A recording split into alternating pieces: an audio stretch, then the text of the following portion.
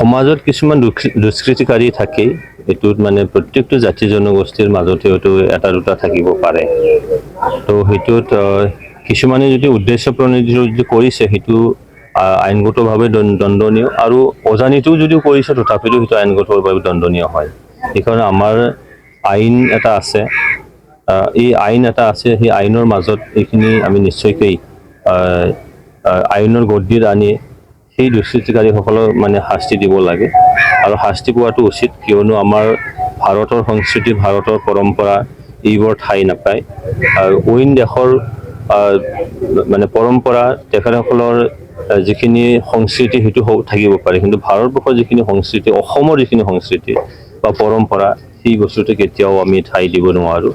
সেইকাৰণে তেনেকুৱা দুষ্কৃতিকাৰীসকলক কঠোৰ হাতে দমন নিশ্চয় কৰিব লাগিব, আৰু ইয়াত আমি সকলোৱে আইনক মানি আইনক আমি সহযোগ কৰিব লাগিব। তেতিয়াহে সমাজখন নিশ্চয় শান্তি আহিব, আৰু এই শান্তি মিলা প্ৰীতি নিশ্চয় আহিব।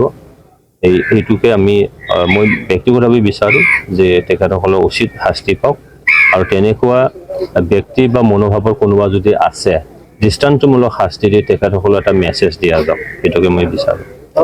উজনি অসমত মিয়া আৰু খিলঞ্জীয়া এটা সংঘাতৰ দৰে ঘটনা ঘটি আছে, এই ক্ষেত্ৰত কি ক'ব আপুনি সাংসদ হিচাপে? চাওক, আমি ভাৰতৰ সাংসদ হয়, ভাৰতবৰ্ষৰ যিখিনি আমাৰ পৰম্পৰা, যিখিনি আমি ভাৰত ৰাষ্ট্ৰ হিচাপে আমি যিখিনি দেখোঁ, ইয়াত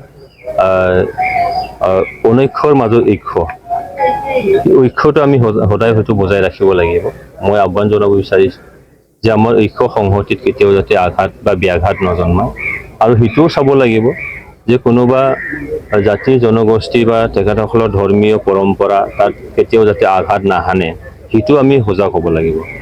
কিয়নো মই যদি মোৰটো মানে ভালকৈ থাকিব বিচাৰোঁ বা মোৰটো আঘাত নোহোৱাকৈ যাতে থাকিব বিচাৰোঁ, তেতিয়া আনৰো নিশ্চয় ক্ষতি হ'ব নালাগে। সেইকাৰণে লেট এণ্ড লেট লিভ, এই মন্ত্ৰটো যদি আমি মানি চলোঁ, তেতিয়া তাত কোনো গণ্ডগোলীয় পৰিৱেশ হোৱাৰ কোনো থল নাই।